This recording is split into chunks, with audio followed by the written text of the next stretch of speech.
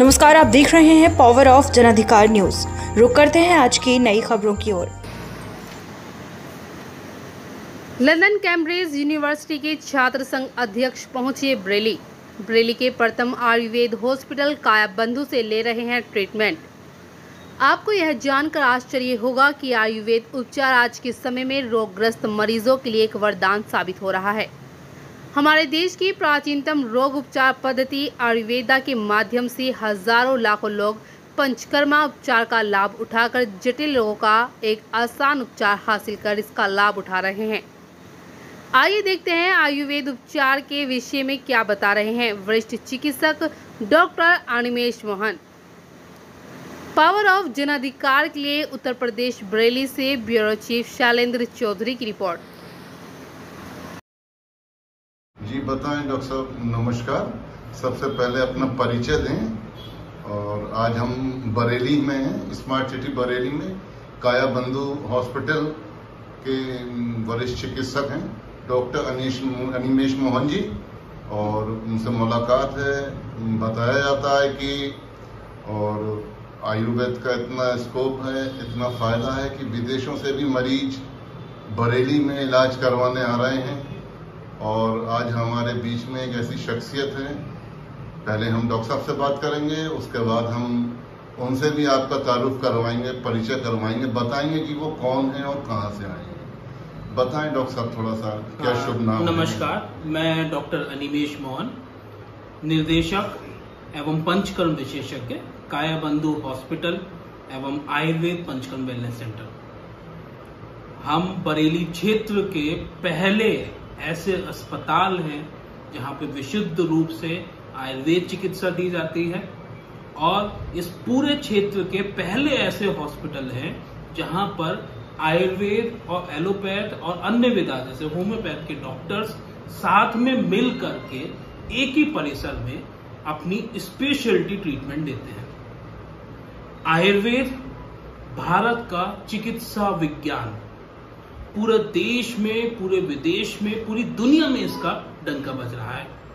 और जब से हमारे माननीय प्रधानमंत्री मोदी जी ने इसके बारे में बोलना चालू किया, इसका एक अलग मंत्रालय बनाया, तब से हम देख रहे हैं कि इसका क्रेज और ज्यादा बढ़ता ही जा रहा है, निरंतर बढ़ता जा रहा है। तो इस क्रेज को आगे बढ़ते हुए देखकर हमारे उत्तर भारत में हमने इस प्रकार का विशुद्ध आयुर्वेद चिकित्सालय खोला, जो 2 सेंटर, एक हॉस्पिटल और एक सिटी सेंटर एकता नगर में हमारा चलता है, बरेली एकता नगर में। और हम लोग सौभाग्यशाली हैं कि इस अस्पताल को मात्र अभी 2 वर्ष हुए हैं, और यहाँ पे अभी अलग अलग प्रदेशों से मरीज आते थे इलाज करवाने के लिए। और अब पहली बार हमारे भारत की एक ऐसी शख्सियत जो विदेश में, जो विश्व की सबसे बड़ी यूनिवर्सिटी माने जाने वाली कैम्ब्रिज यूनिवर्सिटी में पहले भारतीय जो छात्र संघ के प्रेसिडेंट बने हैं, श्री वरिष्ठ प्रताप जी, वो हमारे बीच लंदन से यहाँ पे आयुर्वेद चिकित्सा के लिए आए।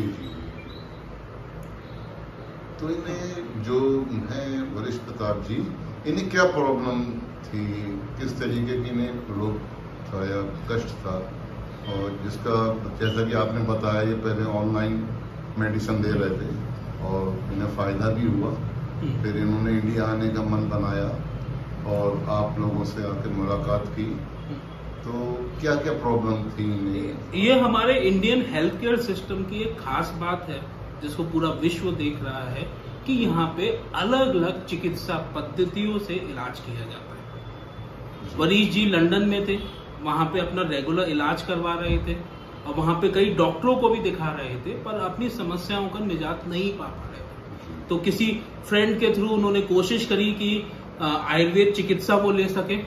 इंडिया में कंसल्ट किया, हम लोगों से कांटेक्ट हुआ, तो इनको बहुत ही ज्यादा सीवियर एसिडिटी होती थी, क्योंकि खान पान बदला था, विदेशों का खान पान कुछ अलग रहता है। बॉडी में वीकनेस हद से ज्यादा थी कि रेगुलर एक्टिविटीज करना दिन की अपनी वो भी मुश्किल पड़ जाता था।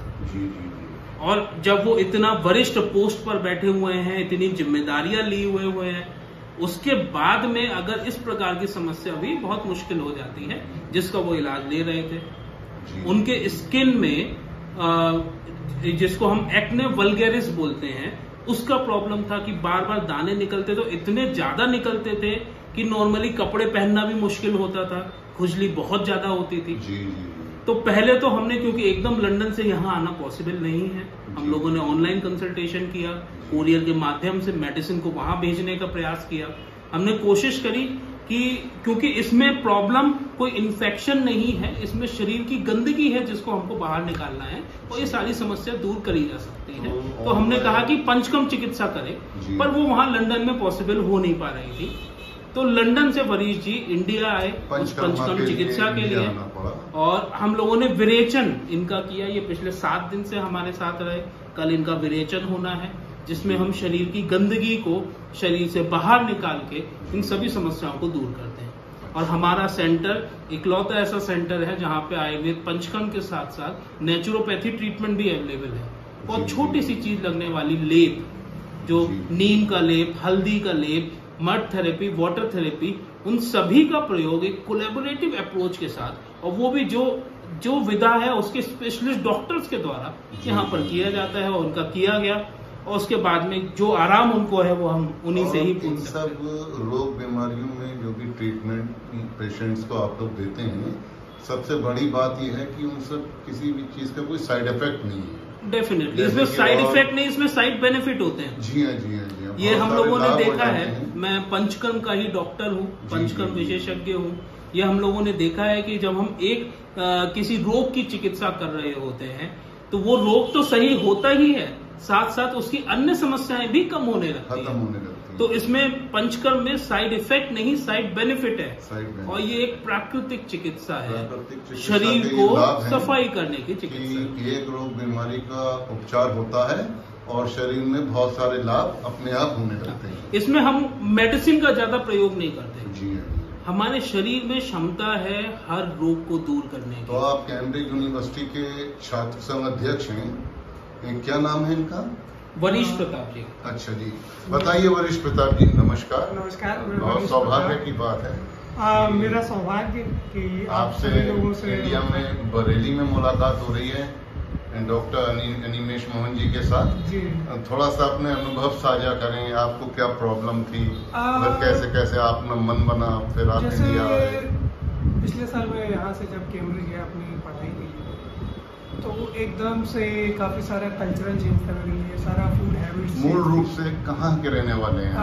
मैं फर्रुखाबाद जनपद में एक जहानगंज गांव पड़ता है। अच्छा। मैं उसका निवासी हूँ। अच्छा। मेरा प्राथमिक शिक्षा वहीं के जहानगंज के सरस्वती शिशु मंदिर से हुई। जी।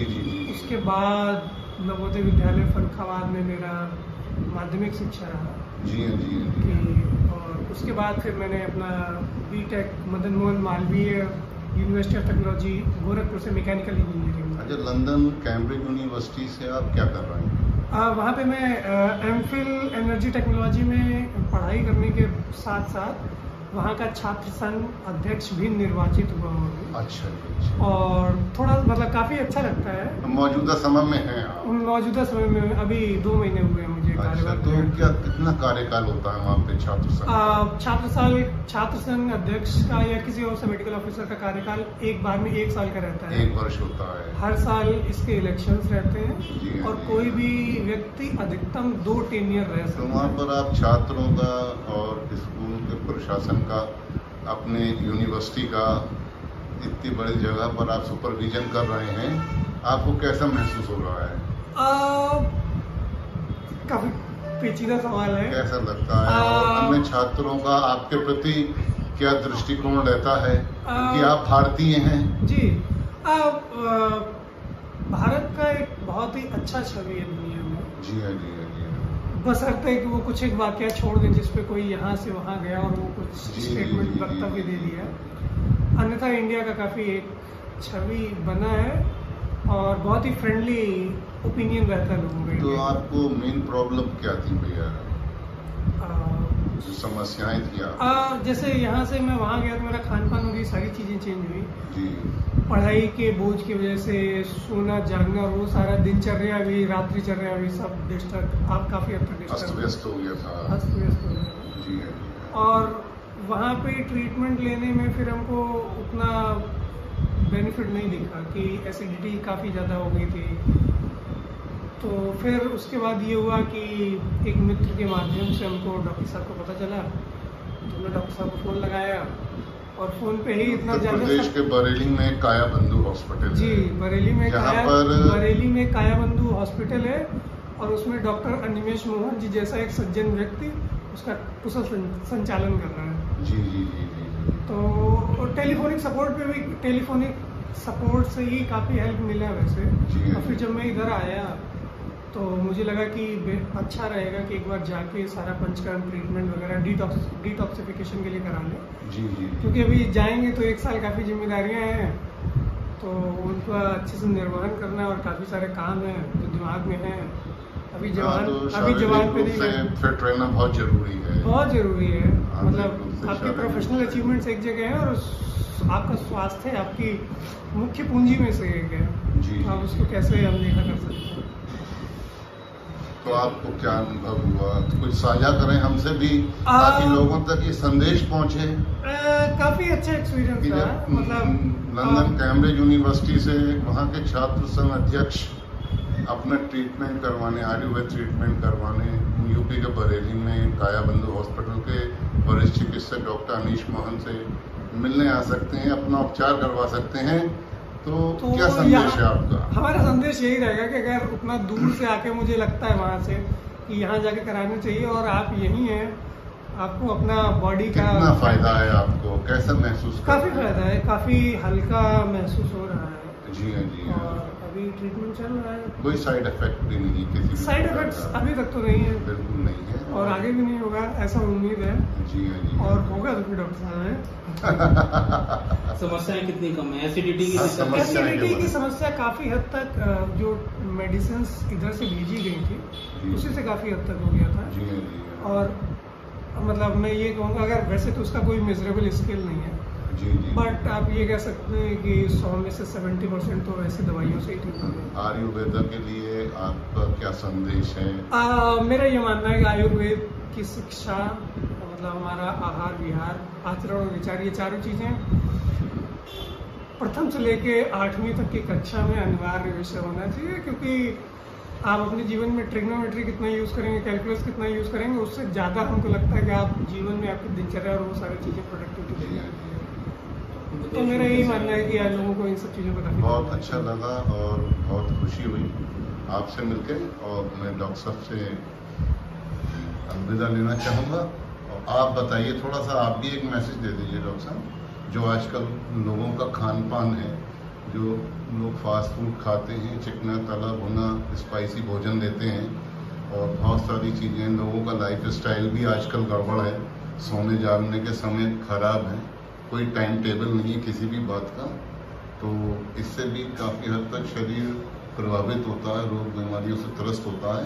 तो एक कोई ऐसा मैसेज दीजिए। हमारे देश में एक बहुत गंदा कल्चर है वेस्टर्नाइजेशन का जी, कि जो विदेशों में चल रहा है वो अच्छा है जी। और जब कोई चीज वहां से होके आती है, जब हमारा पराठा उधर से पिज्जा बन के आता है तो लोगों को वो अच्छा लगने लगता है जी। और ये जो भारत देश की जो चिकित्सा पद्धति थी, जो आपको केवल चिकित्सा नहीं सिखाती थी, वो ये सिखाती थी, एकमात्र चिकित्सा पद्धति ऐसी है जो कहती है कि आप बीमार ही ना पड़े, उसके लिए क्या पालन करें, कैसे आप आहार विहार का पालन करें, किस सीजन में क्या खाएं, कैसे ऋतुचर्या का पालन करें, और कैसे हम समय समय पर अपने शरीर की गंदगी को निकाल के, जिसको ऋतु शोधन बोलता है पंचकर्म में, वो करवाते रहे और हम स्वस्थ रहे।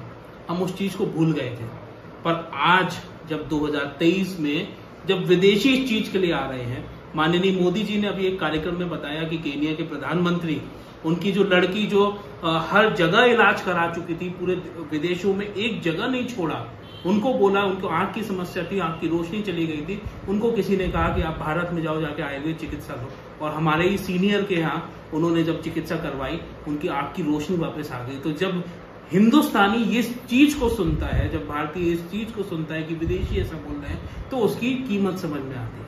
हम अभी तक वो सोने का कटोरा अपने पास रखे हुए थे, जिसकी कीमत हम नहीं समझे, उससे भीख मांगते रहे। आज वो दिन आ गया है जब हम उसकी कीमत को समझ रहे हैं और आयुर्वेद को अपना रहे हैं, तो यदि आप सही में चिकित्सा चाहते हैं या फिर बीमारी से बचना चाहते हैं तो आयुर्वेद को अपनाएं, पंचकर्म को अपनाएं और रोग मुक्त रहे। किसी भी कुशल आयुर्वेद चिकित्सक से अपनी समस्या के लिए परामर्श लें।